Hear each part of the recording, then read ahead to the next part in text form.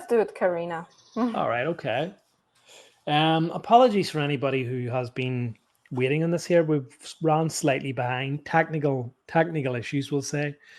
I'm here with Karina of Kari Mind, or sorry, Art Life, isn't it? Apologies. Kari Light, Kari Kari Life Life Art, Kari Art. Life Art. I Yes. know it's quite strange actually to see it, because when I was looking at it, I was saying to myself, Kari, is that her name? Is that because people would say that to me? Are you really Zenith? What is your real name? So it was a bit confusing, but yeah, Yeah, and it's written in a row on my social media, so yeah, it's yeah, difficult to read it. But my surname is very Polish, Gershberg. So Gershberg, I still wanted Gershberg. to, yes, so I Okay, that's still lovely. wanted to make it like easier for people, Kari.Life Art, and it's because I want my life to look like an art, and I want to inspire everybody else to make their Beautiful, life art. Yes. beautiful. And do you know what? I think, because I haven't really sort of got into explaining who you are, but I think that's very important. And it's something that I always say: we can be whatever we want to be in this world. We can say whatever we want to be, say, we can project whatever we want to project. We're not limited to what we think we are, what other people say. So if you want to turn around and say, well, I want my life to be an art, or this is the way I think about my life, then why shouldn't it? So I think that's beautiful and very inspiring. But Thank yes, you. Karina is a holistic health coach. She's also a yoga trainer.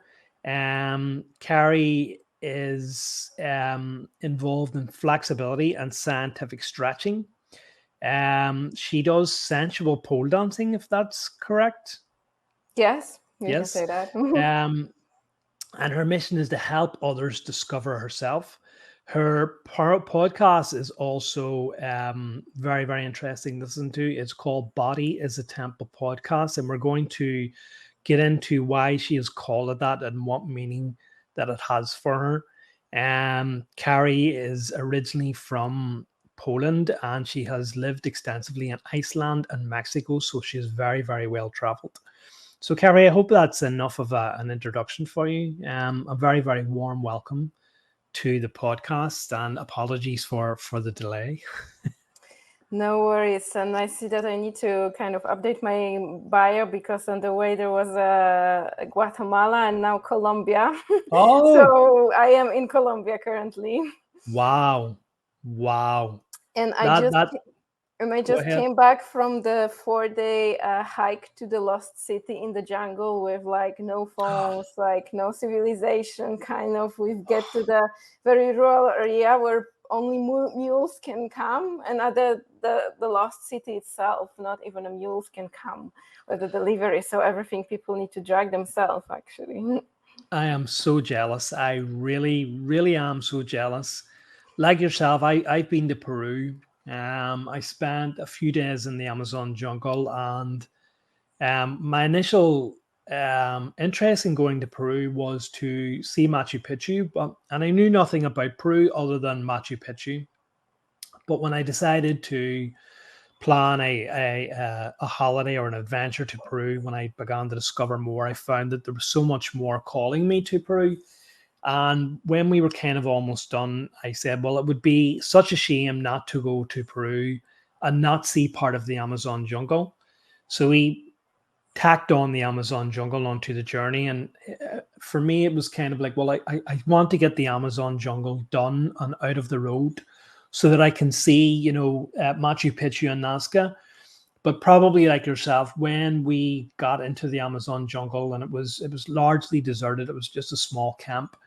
It was just amazing being in this wildlife. When we were going to leave, I did not want to leave.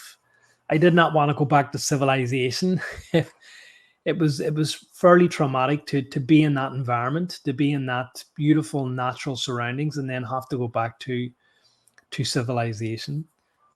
Yeah, that's why I came back to a very small village called Minca here in Colombia to have an opportunity to just go out of home and be in the jungle in a few minutes. Because also I know that I'm going to California later. I want to educate myself more over there in terms of holistic health. So yeah, I'm trying to enjoy those this time as much as possible here still. Beautiful. Are you in Colombia at the minute, or are you back in Mexico? Because I know that your partner is from Mexico. Yeah, I am currently in Colombia, and probably after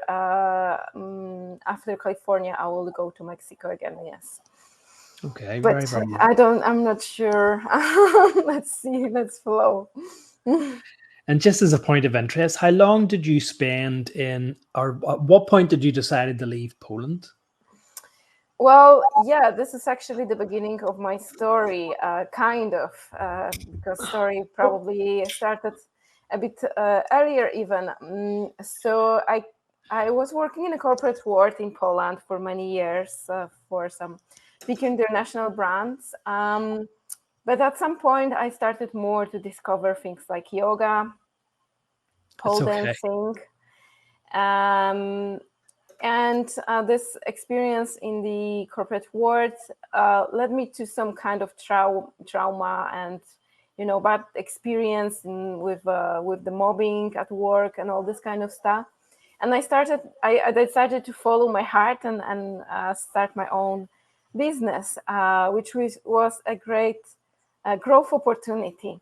However, it put me in a position when I was very overwhelmed and burnout also with something that I really love.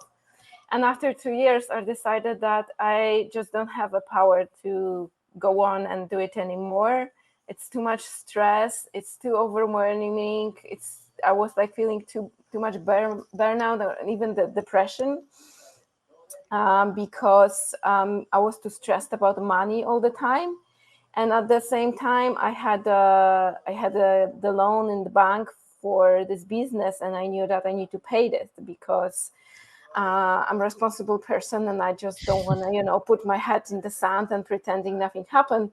So I had to figure out how to earn money fast. And I had a couple of ideas, mostly to going to some other North European countries like Sweden and Norway, but finally I choose Iceland. And as Tony Robbins is saying, how to take the worst thing in your life and turn it into the best one. It kind of happened like that with this, because Iceland it was not even on my list for countries to go and visit. Mm, And I was never thinking about living there because I hate cold.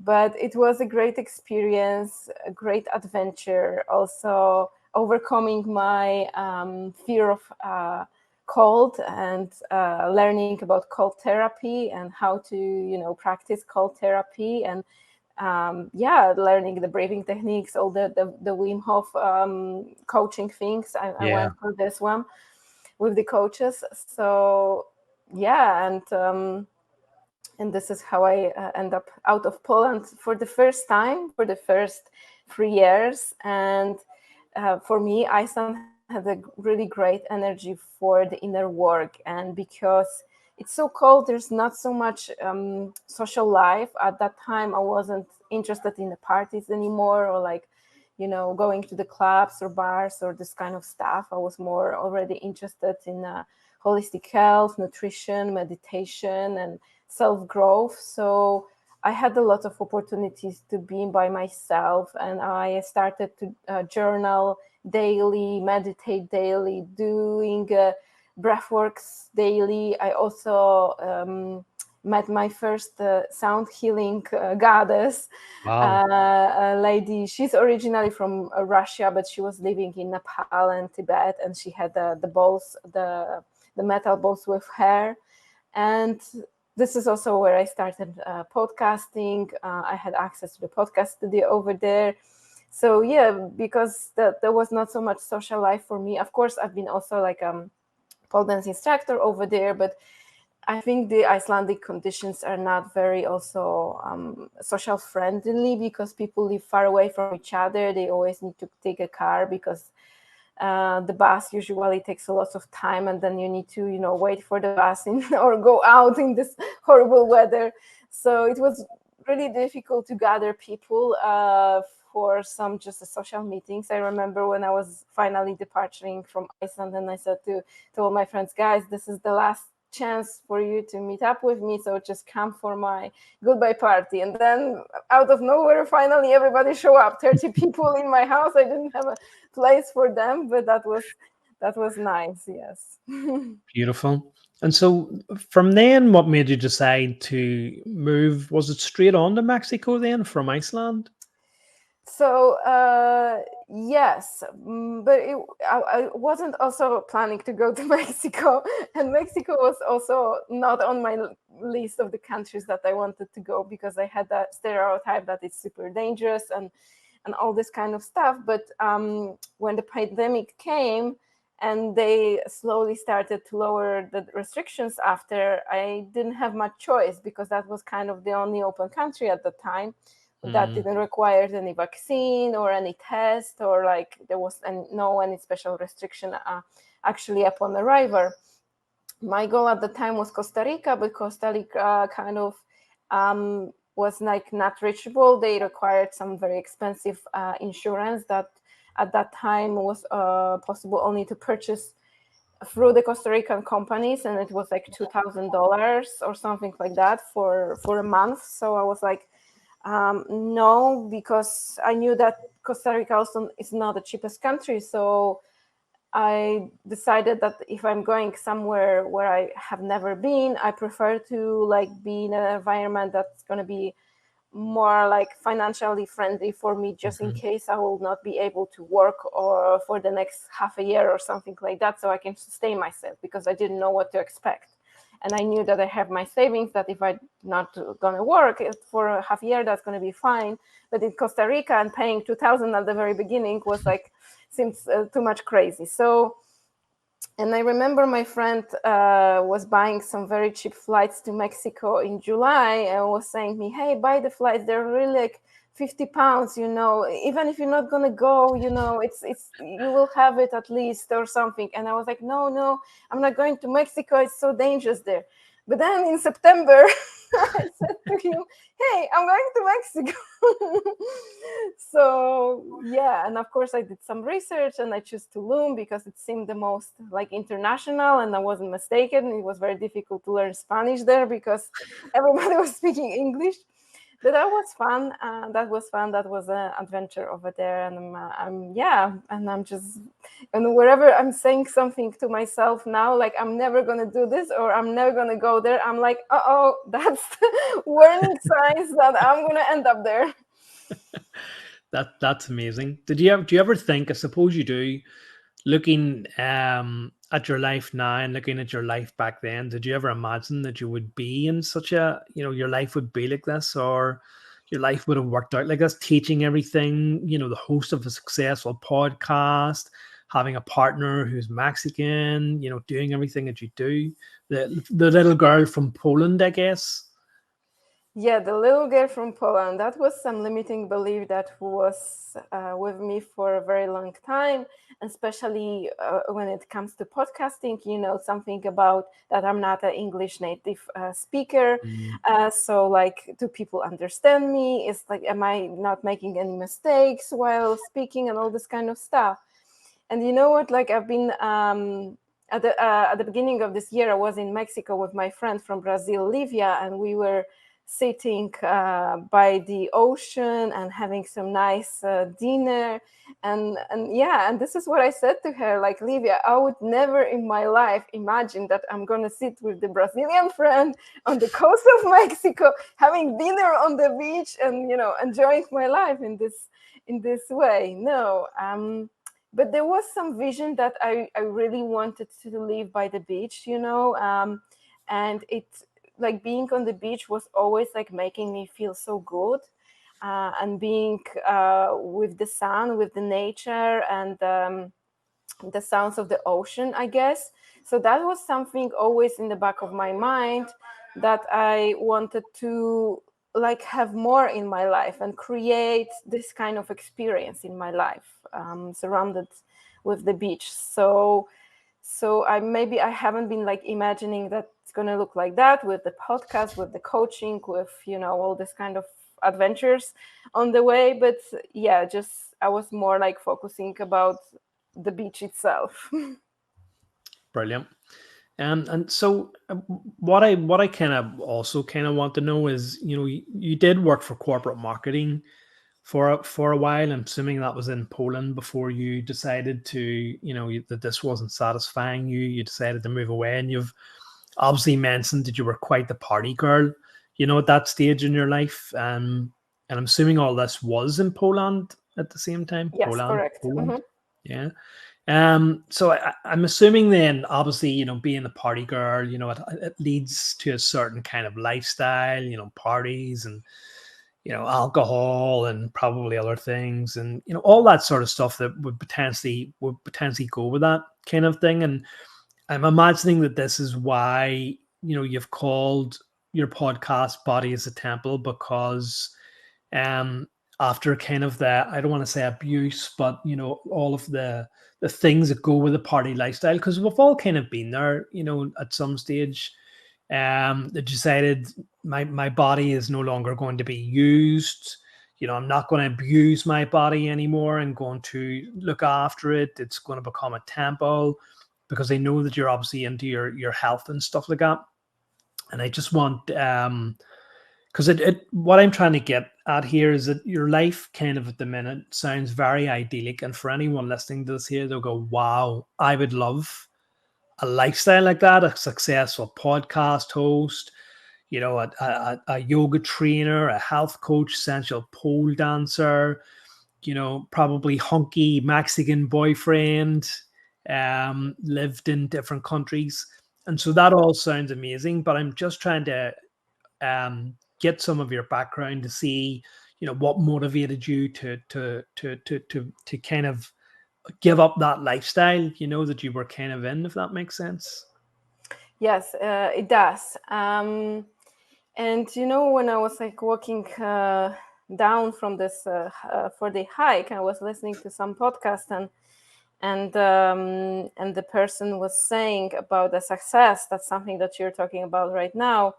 Like people look at successful people and they think, oh, I would like to have this success. But the Mm-hmm. truth is that the successful people are successful because they do what most people don't want to do. And the reason why I'm doing and having all of that is because I put the work to this. And it's every dream that is coming true in your life is coming with the responsibility. Yeah. Living in a different countries requires from you learning the language, and of course I can speak English in those countries here. Of course it's easy because most of people do speak, but to really organize your life more comfortable, it's better to speak Spanish as well. And you need to learn how to navigate through so many things. You need to sometimes be in the places that you don't want to be because you have no choice, because you not have anything better, but you need to learn how to enjoy what you have. And this process of this change and transformation, it was not overnight. It started actually when the corporate that was working for was a JTI. It was a tobacco company, and but they were giving to the employees a sport card for different venues. And at that time I was lazy, so I just chose something that was the closest to my house, like a 5-minute walk, and it was a yoga studio. And I was very fortunate that I had very mindful teacher who was really teaching a true yoga, which is not only making a different poses, but also working with your mind and with your own limitation. So I get hooked into yoga because I went for the first class. It was an introduction class. He was forcing everybody to come to introduction class before going to regular classes. So there was kind of like a discipline. And it was horrible for me. It was, an hour and a half of sweating. I couldn't do anything. Everything was so difficult. I couldn't touch my toes, like every pose was like crazy. And this is where I actually discovered, like, wow, so those are my limits. And I saw that people around me might be a little bit better, or even the instructor was, really much better, right? And I thought like, okay, so it's possible to do all these kind of things with the body. So that's cool. Let's try it on. And it bring me some joy, and I started to go more and more. And then I discovered the pole dancing, which was also very horrible for me at that time, because yoga didn't build me strength. It was building me flexibility, but didn't build me strength. So my first pole dance class was also horrible because I couldn't do anything. And it was also very painful, because if you're not, doing the tricks the right way with your muscles, you're getting a bruises. Um, but yeah, at that time I enjoyed a lot. And then I also discovered the gym. The gym helped me to build the strength, and I started to see improvement in my yoga very fast. So I started to be interested in that. And then I started to think, okay, maybe I can do some course to learn more about actually how to train in the gym, how to, what to eat and all this kind of stuff. So Mhm. then I started to study this in a Polish Sports Academy to become a fitness instructor, personal trainer, and nutritionist. Over time, also did the yoga teacher training, some other, flexibility and scientific stretching trainings. So I'm actually constantly learning all the time, doing some courses, mostly online, or also while traveling. I'm learning also about the cacao ceremonies from different yoga instructors, going to different places. So it's a constant process. But it started, I think, when I was around 27. So it was more or less 13 years ago. So a while. And I started to see a first like a significant result, I think, after like 6 years, when I really started to see my body is changing, my mind is changing. I'm becoming more disciplined, because I was keep, drinking and smoking, maybe not smoking when I started to be interested in fitness, but I was like still interested in parties and drinking.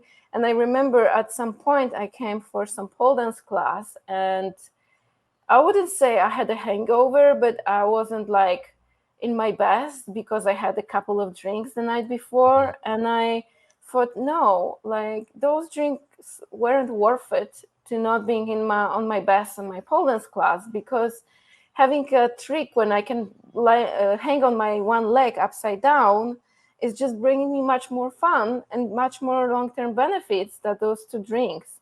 So over a time, it was getting less and less and less. And for a long time, I had, I wouldn't say problem with alcohol, but I was like, I got to the different extremes. So I stopped drinking, and I hated drinking, and I had the drinkers.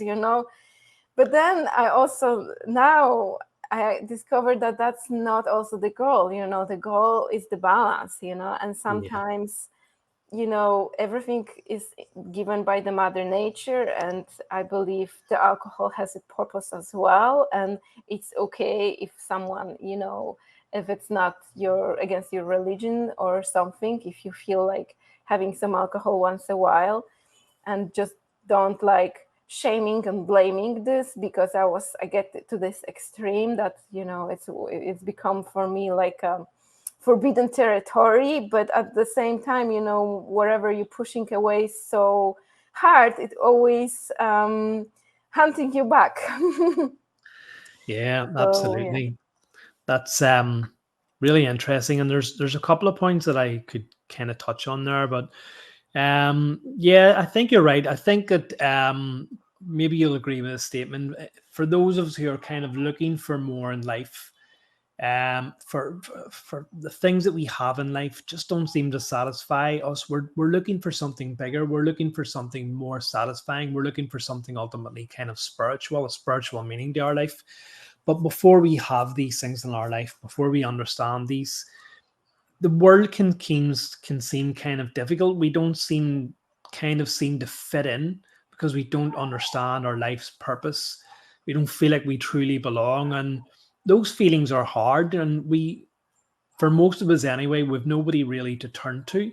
We've nobody to really to confide in to, and so we kind of try to dull that pain and dull those feelings with things like alcohol and drugs, because I understand, because I've been through there myself, and I've struggled long and hard with alcohol moderation and drinking to excess and not drinking to excess and trying to stop.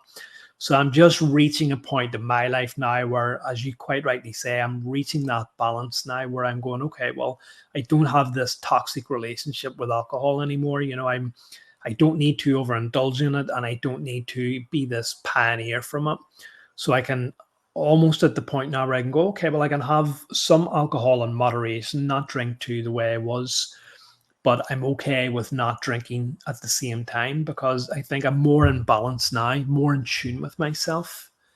Um, so I don't know, as I said, if you would agree with that. It's because we're trying to dull something inside us because we don't feel satisfied in our life. Have you any thoughts around that? Yeah, definitely. I was not feeling happy in my life. So that was the way for me to kind of escape. And I was not feeling happy in my life to the point that I was even trying to commit suicide at the age of Mm. 17. Um, and but after that, I still didn't feel happy, but I didn't know other ways to find this happiness. And of course, the alcohol and the drugs are kind of like an instant transportation to some other state of mind. And of course, when I discover, meditation and mindfulness and yeah, I think like a spiritual practice, my life changed because I realized that I can be in the same state of happiness and bliss, just standing in the ocean or on the beach, and dancing on the sunrise, and that has no side effects, no hangover, no,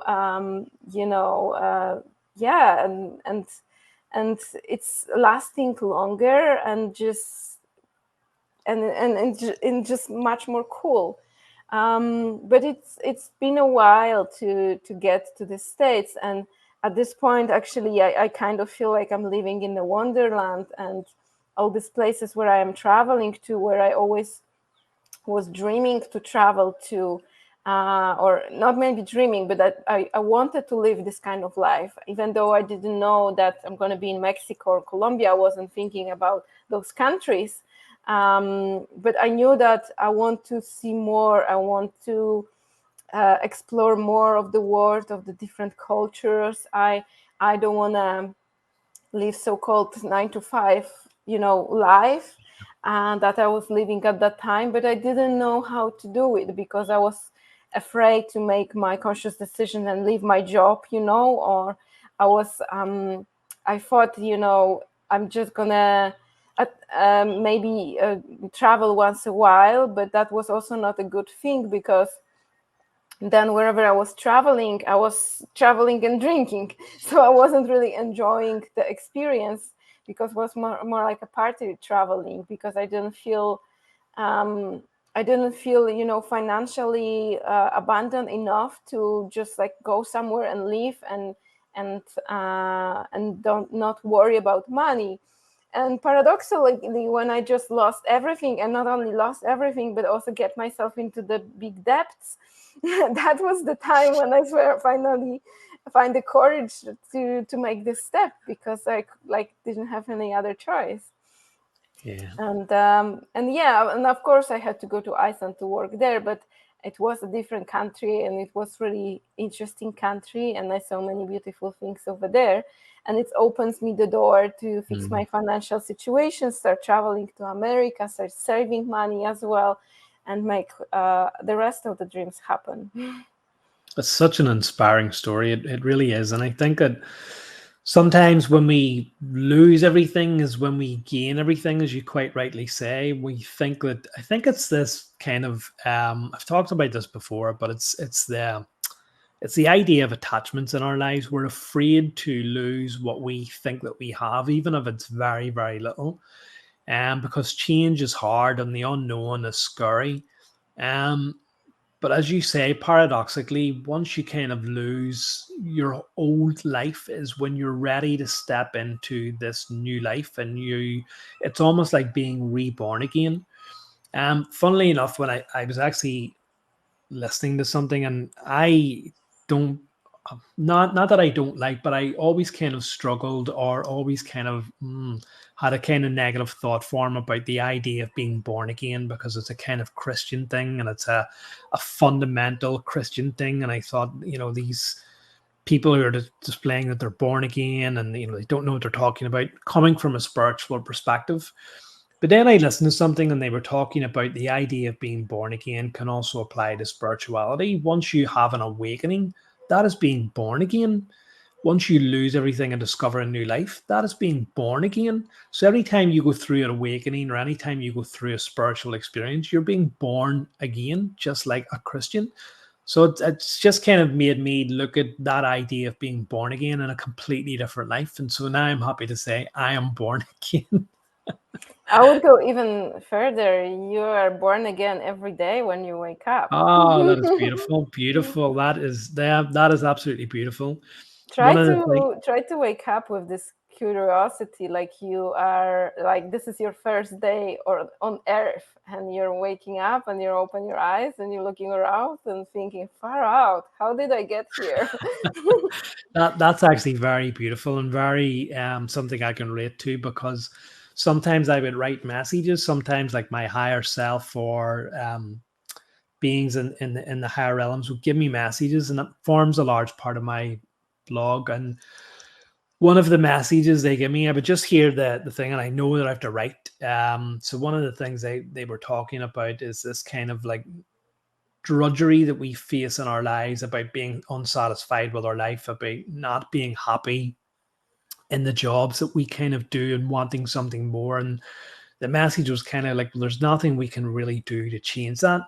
But if you wake up each day like a child, with a sense of wonderment, and go, wow, I wonder what the day has in store for me. I wonder what magical things, or what's going to happen for me.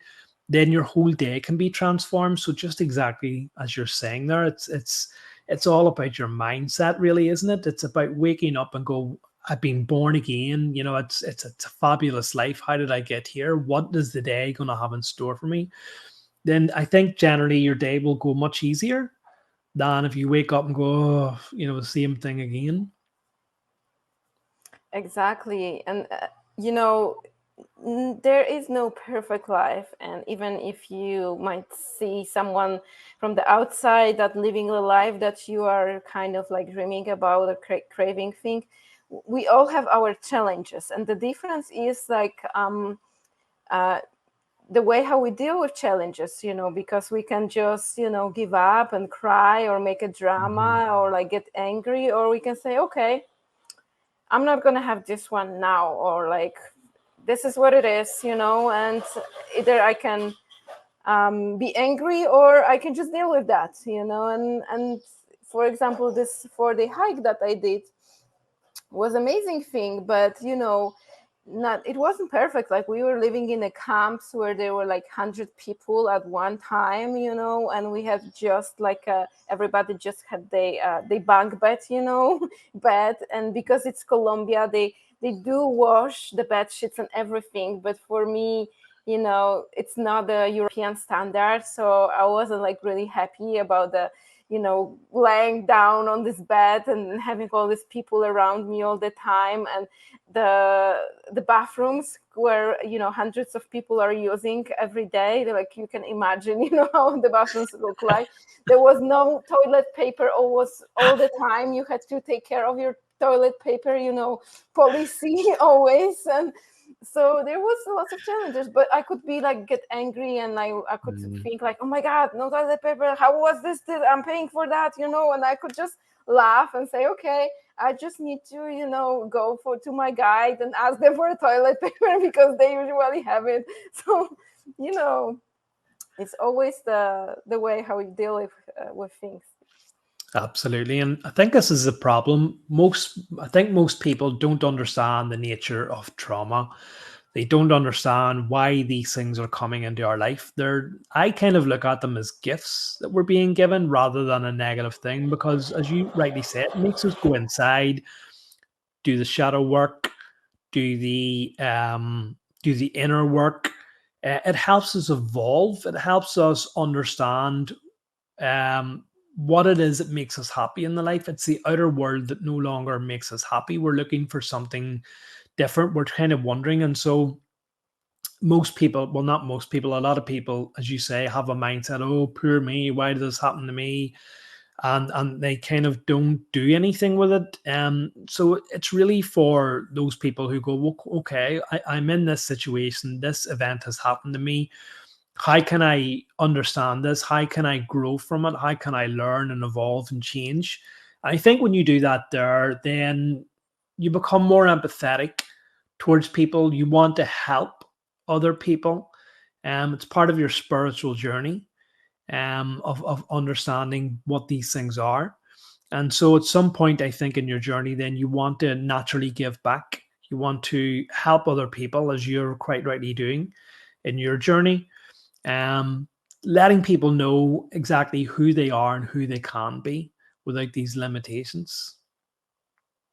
Yeah, exactly. And this is part of responsibility in the spiritual journey, that we need to share what we have learned. And yeah, Ramdas is saying about that. I love Ramdas. He's my I great know. mentor and great guru. I love to listen to him. And also my life, I feel, changed when I started to listen to his lectures. And I really started to experience this unconditional love that he's talking about, that he experienced with his guru. So I think it's also important to find something in the life that makes us feel good, some kind of way of philosophy that helps us. Not for everybody needs to be Ramdas. For you as a Christian can be praying, for example, and talking with God. Why not? But everybody can find something that uh, in some difficult moments or some moments they can turn to and use to start to feel better. Yeah. I also know that Yogananda, as someone who very much inspires you as well. I've listened to his autobiography, and I actually get quotes every day sent to me from email, that just constantly remind you. And it's such an important person. The journey that he had, the gurus that he learned under, it really is quite amazing, listening to it. So, could you kind of let us know the importance of Yogananda, what it is that you've learned from his philosophy, his self realization fellowship, and what lessons have you taken from him and his philosophies? Mm, yes. Sorry to put you on the spot. No, no, no. I'm just thinking where to start. I do like the autobiography of the yogi, and it's one of the most famous book, I think, because of Steve Jobs. However, there's a much shorter book, also really profound, about the law, like a law in the court of success. Yeah. And that was very profound for me. I think I heard it like 10 times, sometimes like 3 times in the row. First time when I heard this, and it's teaching you about how to deal with basically everything in life, and how to create your dream life using your own willpower, and how not to be a victim, how to be responsible for the work that you're creating, because you are making decisions every day, every minute. And that is what's creating your vibration field, and that is what leading you to next situations, next circumstances, next people that you are meeting. And I think when I understood this one, um, everything around me starts to change. I was, I had lots of this limiting beliefs about, the Polish little girl not speaking not speaking English good, like attracting the wrong people. And it is a process. I'm not saying that I master that, Yeah. but I'm not blaming other people wherever I am in some situations that I don't like. But I'm looking at myself and thinking, okay, so what can I do differently that's going to bring me a different outcome? And at the same time, also being patient, because things are not happening overnight, and sometimes we need to wait for the result, sometimes couple of years.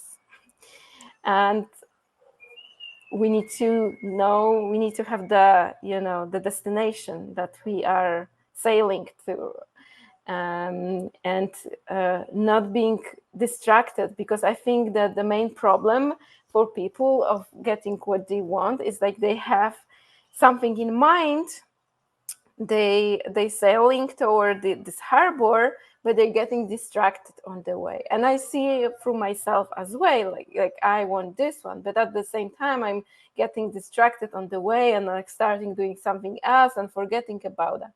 So yeah, it's a constant process, and I'm using the principles of willpower, dynamic willpower, constructive mind from this book, and meditation and self-analysis, wherever I'm coming through the challenges. I Beautiful. highly recommend this book.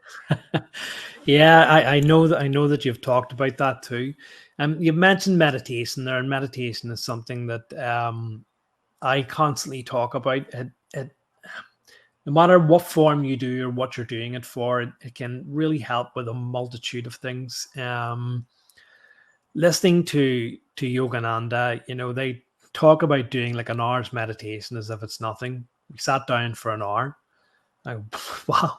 Sometimes they're doing 3 hours meditation, and although I talk about the importance of meditation, I think that a lot of us, myself included, always find an excuse not to do meditation. We put our chores and our tasks in front of meditation. I'll do my meditation once I have this crossed off or this crossed off, or I can't do meditation because I've got that. But because meditation is such a central practice in our life, because it's such an important part of our life, because it can help us change, then surely meditation should be the most important thing that we should do in our life. Okay, define meditation first. What's your Um, definition of meditation? Meditation for me, I guess it depends what you're looking. Meditation, there are different meditations. Meditation is about going within. It's about finding that silence, that stillness within, cutting yourself off from the physical and material world, and developing that connection with the inner you and the divine that you can find within meditation. So that would be my definition of meditation, but there are obviously other meditative practices where you can focus on something. You can focus on a desire, or a help, or something that you want to see manifest into your life. But mostly I use meditation, as I said, in order to shut down the noise and shut down the nonsense, if you like, that constantly circles around us each day, and to find peace and stillness within. And when I do that, I generally find that, not all of the time, but I come out a more balanced, centered person, and happier person, and calm and relaxed. And sometimes in meditation, I can have very, very deep spiritual experiences that I can take and try to understand what is being shown to me, and try and take forward into this physical world. So that, in a nutshell, is meditation. Yeah, very big nutshell. I treat it much more simple. For me, meditation is being present. Mm, Being present, that means even when you're listening to your favorite song, but it's your favorite song, so you're very within the sounds, within the words, within whatever you are hearing, and you doing what you actually said. So you are kind of like shattering the noise and you're just present with the song, or when you go for a walk, or when you are Mm. reading a book, or even when you're playing with kids or with your dog or cat, but you are fully present and you are fully Yeah. giving yourself into this moment and not thinking about, you know, all the world around. So looking at meditation like that, you can do meditation in many different ways, you know, as I said, as reading a book, even cooking, Yeah. or, you know, talking with someone. And I do Taking a bath. yeah, and I currently do some live streaming guided meditations, and the goal for that is to take people into the guided situation that I am having during this meditation, and so they can maybe, you know, not think about nothing during the meditation, what most people think, but they can be present with my voice and just following the instructions. Um, so this is for me meditation. And of course, yes, there are some um, you know, techniques where you are following your breath, focusing on the breath, and you're sitting for an hour and you're trying to, you know, pretend that you're comfortable and all this kind of stuff. And yes, but from what I've learned from Paramahansa and Ramdas, is when you really understand what meditation is, you understand that every second of your life is meditation. Even our conversation here and now is meditation, because we are present, we are listening. I'm listening to your Mm. questions, trying to, you know, open answer from the place of my heart. You're listening to me, you know, carefully. So that this is my approach to meditation. That no, that's beautiful too. You're right. I just probably wouldn't have associated that with meditation, but I understand the importance of being present. Too many people look to the past and have regrets, and want to go back and change the past. At the same time, perhaps the same amount of people are constantly looking to the future. If only this will happen. I can't wait to this here. I want this to happen. This here. And as you rightly say, they're missing the present. You're missing your life because you're not living in the present. You're not living presently. And if you're not living presently, you're not happy. So it's when you start to say, okay, well, I want to live presently. I want to live in the present. Then you begin to examine your thinking. Okay, well, what way am I feeling at the minute? What am I thinking? And then you begin to realize your own thoughts, don't you? You begin to go, oh, right, my thoughts are not in the present. I'm not appreciating what is happening right around me, whether it's taking a walk in nature, whether it's simply enjoying even the food that you eat.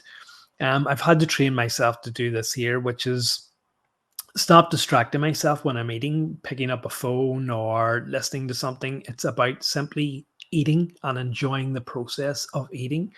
So it's about, as you rightly say, being present in everything that we do, um, and being aware of our thoughts at the same time. And also, one of your favorite things is being aware of small talk, um, and just appreciating small talk for what it is, being present in that instead of going, "Oh, I hate small talk." Yeah, and you were asking, like, should the meditation be the most important thing Mm, for us?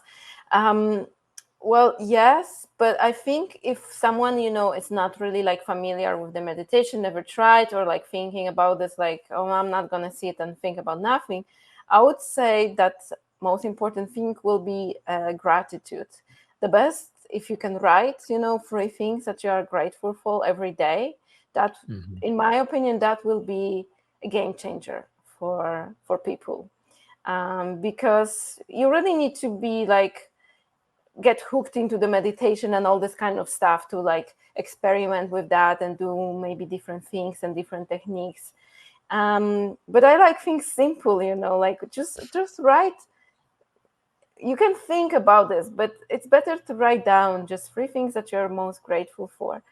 And it's really changing the energy straight away, you know, and you are realizing that, oh my God, my life is not that bad, you know. And even if it's just a simple thing, like I had a cup of coffee, or I don't know, I wake up in a clean bed, wherever, but the energy grows where energy goes. And when you are focusing on the positive things in your life, the more positive things are coming.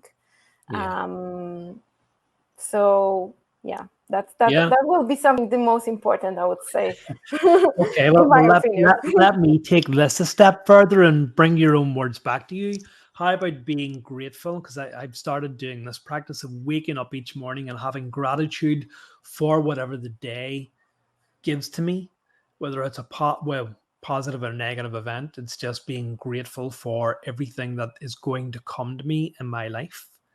So yes, absolutely, you're right. And just as another small point about meditation, I guess that although I talk about these kind of deep and silence and all the rest of it, a lot of my meditative practices, which kind of feeds into gratitude, is this concept of love, of having love and sending out love and being grateful. And once you're grateful, then you are in love, aren't you? You're in love because you're grateful for the things that have come into your life. So part of my meditation practices is gratitude and sending love to all those who helped me along my journey and for all those things that they have helped me along with my life. So I just wanted to make that small point there. Yeah, beautiful. I like that too. And like, and it's also like changing. We have like some phases. Like I had different phases in Iceland because I maybe had more time for journaling. Here more things are going on, so I'm more like into kind of like journal in my mind, which is okay. It's okay to change it. We don't need to have the same routine whole our life. Yeah. So I think also what is good with the podcast, like we doing, we can share that, and everybody can listen, and they can try maybe what you're doing, what I'm doing, and they see what works for them. Yeah, and that, yeah, just to sort of feed onto that. You're absolutely right. Sometimes, like I would go, well, I'm not maybe as dedicated, or I'm not striving for that, spiritual perfection like I was doing. But it doesn't always have to be like that. Maybe that was just a period in my life in which that was needed, and now I've kind of changed. I'm doing this role now. I've become so incredibly busy with creating media, with creating content just to share with people. And this is okay too. This is another part of my life, and it's just another part of my life in which I'm able to help more people. Maybe that part of my life was needed for me back then in order to develop the person that I am now, so that I can share more of myself with people. There was something else I wanted to talk about, and I've completely forgotten. um, no, I can't remember. Yeah. Just this concept of love and gratitude and being grateful for everything that we kind of have in life. But your podcast too, and my podcast, and that's exactly what I wanted to talk about, is that I was talking about this and this other thing that I've got signed up to, and I don't know how I've got into it. It's called Wisdom. And from what I can see of it, you give live talks, which was another kind of step for me. I was, oh God, now I'm broadcasting live to people, and people can come on and be a live guest. But anyway, one of the last things I was talking about there was this kind of dream of mine of inclusivity. I can't remember that word. I think a lot of people in this kind of medium, this spiritual thing, they're off doing their own thing. You're doing your thing, I'm doing my thing. You're in your bubble, I'm in my bubble. And even within this format, there can still be a bit of an ego. People think that, well, I need to have all the listeners that I can have. I need to have all the subscribers that I have, and I don't want to share with someone else because I'm afraid of them taking some of my listeners or my subscribers away. But kind of the thing that I was saying, well, we need to, in order to change this world, we all need to come together. We all need to share. It's not about how many subscribers you have or how many listeners I have. We just need to share and form teams. And so them isolated bubbles can merge and form bigger bubbles. And so everybody can can then sort of come together and sort of join forces, if you like, so that we can ultimately then have enough power to change the world. I just kind of wanted to know your thoughts on that. Yeah, like I, as a woman, always felt more into cooperation, and I had, it was my kind of, um, I don't know if I can call it limiting belief or disadvantage, that I never understood this competitive nature, because wherever I was like showing up somewhere, I was thinking, okay, so what can we do together? Like, how can we support each other to get more? While, of course, in the men's world, there's a lot of competition and lots of this kind of thinking about how to be better than someone, have more likes, more views, more whatever thing. So, but between women compete for a man. This is like a different levels with this. So there is always some competition somewhere. But since I started to travel here in Latin America, I was very fortunate to meet so many different women from all over the world, also from this part, but also like um, coming from Europe and living here. And this society that I met here is more like focused on this cooperation that you are talking about, and how we can support each other, how we can do more together, and it started with in Tulum. Like, actually, that's why I choose Tulum, because I saw already on Facebook that there's the girls gang, and then they have the meetings every week, so that was actually, I was like, okay, I'm going there because this town sounds cool. So I like to be with a creative, successful woman. I want to learn from them. I want to, see what we can do together. And I wasn't mistaken, because this girls gang work like that. And there was like a, group of women that we were gathering, doing some, networking things. And then we were sharing, like, okay, who's doing what kind of support they need, what can we do together. And I was like really amazed, because finally I felt that I am with people who know that we and embody this, that together we can do more.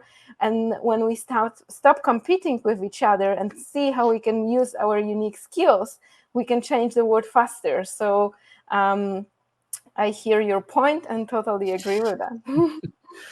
Yeah, I do think it's important because everybody has, as you rightly say, has different skill sets. Everybody has different attributes about them, and you're just our interview, our podcast here at the minute has been an exchange of ideas, and I've said something and then you've kind of expanded upon it, and maybe you've said something and I've expanded upon it, and that goes to show you the concept and the value of cooperation is that we can have greater ideas and expand upon concepts more when we're together rather than being on our own. So we should be cooperating more with each other instead of um, feeding into that still illusion and that narrative that we think that we've escaped from, which is this idea of, well, I'm spiritual, which means um I've escaped that old way of thinking, but you obviously haven't. If you still have that ego about yourself, where you're thinking, I need all the listeners, I need all of the subscribers, instead of just going, well, it's not about that. It's about cooperation.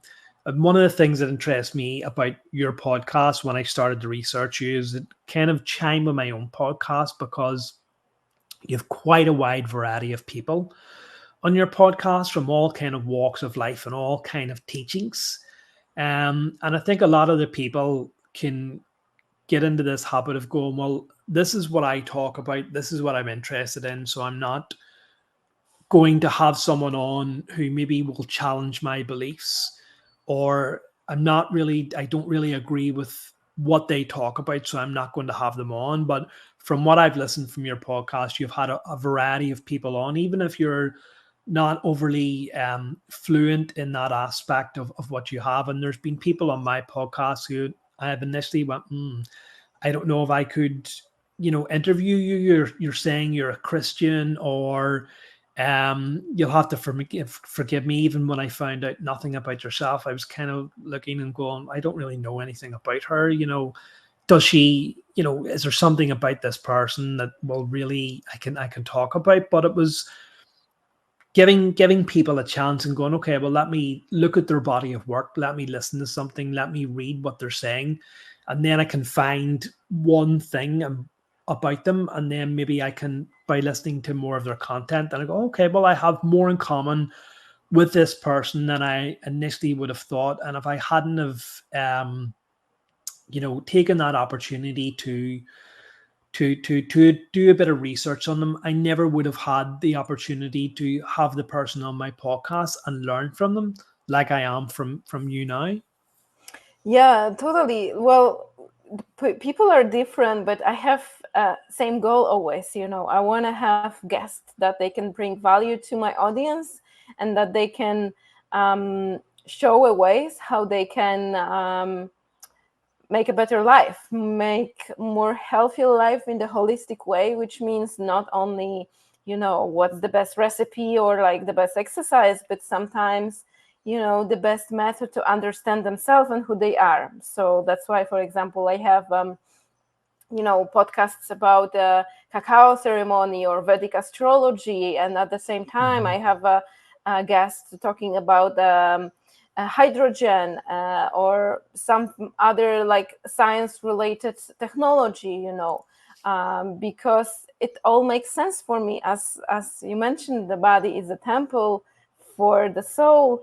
That's the main theme of my podcast, to learn how to operate through that 3D world, which is the body that we are materialized in this body, but the temple, which is the place where the spirit live, right? So and I believe wherever someone religion is, uh, at some point everybody feels that, okay, we can do so much with the science, with the medicine, but there is something more that is kind of like undescribed, and we can check it very very easily, how much how what no matter how much someone is into the science and non-spiritual world, everybody feels love.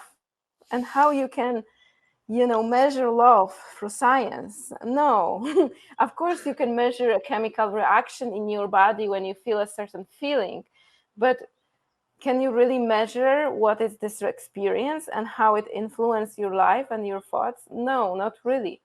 And and if you're going to say, oh, but I don't feel really love, it's just a chemical reaction in my body, so probably you're kind of like a robot a little bit. Beautiful. Yeah, and obviously you've called your body, your podcast, Body as a Temple.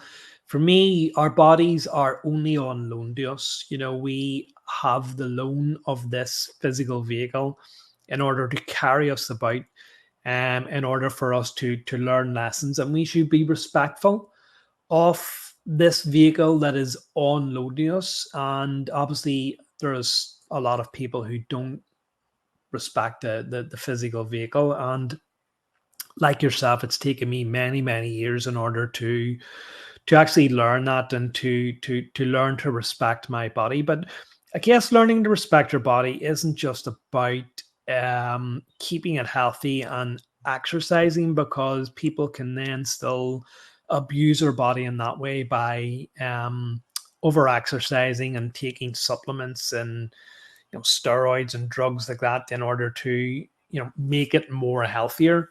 I think a more sustainable way of looking after your body is through nutrition, through understanding what you're taking into your body, the chemicals that you're allowing to come in contact with your skin through your shampoos, your moisturizers, your toothpastes, things like that there. And I know that this makes up a very large part of your life. So it's not something for me, and I'm sure you're the same, that you overnight decide this is it. It's something that gradually unfolds, and you begin to have more awareness around these health issues. And I'm wondering, could you just talk about that a little bit? Yeah, I'm not also perfect in that, especially while traveling. No, always I can have, my favorite products that I want to use. And sometimes I need to, buy some mainstream product, let's say. But usually I love the apple cider vinegar drinking in the Yeah. morning, and I can say that I can open the apple cider church and like encourage everybody to drink it. You don't drink it raw, do you? I drink it with water, so you can say Ah, I yeah, drink it raw. I mix 2 spoons of apple cider yeah. with water, and sometimes I don't have this one, so then I'm just looking for what I have, like a lemons, or limes or whatever thing. Or if I don't have this one, at least I have always water. So this is the first thing in the morning that is very important for me to hydrate my body. And as I said, this one, and I love the coconut oil, which I use extensively for everything, my hair, my skin, um, and just like I think the main thing is just trying to do the best with the things that you have around you. So just by like thinking about that, wherever you put on yourself, on your skin, um, the skin absorbs everything. It's like the biggest organ. It's like you will eat that. So whatever you're putting on your skin, it's going into your body, into your bloodstream, into your veins. So just by knowing that, you can just pay attention to the products that you use. And um, it's actually occurred that it's much easier and cheaper to use natural products, because apple cider vinegar usually is Mhm. available in most places, and things like a coconut oil, they are also. Of course, for washing hair and maybe some other things, sometimes you need to use something else, but just like being mindful that wherever you have a possibility to use products that are more eco-friendly, more sustainable, also that are made maybe uh, with some handmade or local, that you're supporting people who are doing things in the area where you're living. That also brings um, yeah, a lot of mindfulness. Mhm. Just a quick question: how long much more you want to talk? Yeah, yeah, about 5, 10 minutes, because I Okay. want to get on to your coaching programs and then just wrap it up. Okay. So yeah, just now that you mentioned that, we want to talk about some of the coaching programs that you do. You're obviously a health coach or a yoga coach. You teach people the value of themselves. Do you also teach your pole dancing to people if they want to learn it, or is that just a private practice? So currently, because of I'm moving quite a lot this year, and I'm going to keep moving. Most of the things are online, and I don't travel with my pole. So the pole dance, this is not a pole dance year, but I do live streams of the meditation this month, and next month going to be a breathwork sessions. All right. Um, I'm mostly guiding people to my podcast, because that's the platform where I talk about what's currently in my offer, because the offer is also changing depending on what I'm doing, what is available for me. Um, Most of the things are, of course, related with health. I was very fortunate now to meet also in Colombia my business husband, and we are making some business baby connected with marketing and spirituality. So I'm connecting my biggest passion to health and spirituality with my experience in marketing.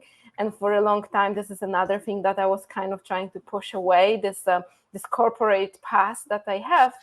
But at the same time, I discovered that this experience and knowledge that is easy for me and I have for so many years, I can turn it to helping other people with their business and how to market this, and how to provide services and change the world with these services. So, like with this marketing project, we are focusing on wellness. So everybody who are coaches as well, or instructors will benefit with this. But as I said, it's just like a beginning of this. We're just like choosing the name now and trying to like build, how we want to present it to the world. But this is going to be some offerings that I'm going to have soon. So yeah, this is the podcast is the main platform to connect with me and to kind of listen to what's up, what's kind of meditations or the breath work or other things I'm having online at the moment. Okay. Well, I wish you all the very best success in this new adventure that you're doing. And maybe once it's up and running and becomes a great success, I'll have you back on again to talk about it. Yeah. So then where then can people find you if they want to connect with you, if they want to check out your work then? Yeah, so on the social media, Kari.Life.Art, it's Kari. It's a shortcut from my name, and add magic to that. So it's Kari.Life.Art Magic, everything together on Facebook and on Instagram. You can find as well, and the podcast. If you're gonna type in the Google podcast, "Body is a Temple," it's gonna pop up the podcast website. But you can also find it on Spotify and or iTunes or other podcast platform wherever people listen to the podcast. If they're gonna type "Body is a Temple," it should pop up. There's black Yeah. and white picture and the name of the podcast. Yeah, there's it's on quite a number of formats because I've looked at it myself. I'll post all the links. And you're also on YouTube as well. You've done some yoga videos, yoga instruction videos, and unless you're actually quite adapted yoga, I would suggest be cautious because I almost broke my neck trying to copy one of your moves. You need to send me with which class you try to do it, so I'm gonna add warning. Brilliant. And Carrie or Karina, is there one kind of philosophy? Because I know that you do this too, and I do it too in my podcast. So I'm going to ask you for one key philosophy, a message that you can sum up, a message of hope, of inspiration, of love that you can just give to people and they could take away with them now. Well, I have a tattoo. Okay. Beauty awaken the soul to act. Wow. So just surround yourself with the beauty wherever you define as a beauty, and wherever you are, if you're not in a place that you want to be, or if you don't have things that you want to have, just put something beautiful that's gonna give you hope. A flower, a candle, essential oil, wherever, because that's gonna inspire you to keep going, to reach for your dreams, reach for the stars. Beautiful. That is absolutely amazing. Karina, thank you so much for giving your time up today, for being a beautiful guest, for sharing your knowledge, for connecting with me and actually helping and instructing me. And I really do enjoy your podcast and I hope that people will check it out. I certainly will be listening to a few more episodes myself. But yeah, like I said, hopefully when this big success comes off and you become a multimillionaire, you'll come back on and give us another interview and let us know how it's going. Thanks so much. I'm not sure if a multimillionaire is a goal, but unless you're going to describe it as inspiring multi-millions of people in the Yeah. world. But yeah, definitely. Thank you so much. And thank you for inviting me also to your show.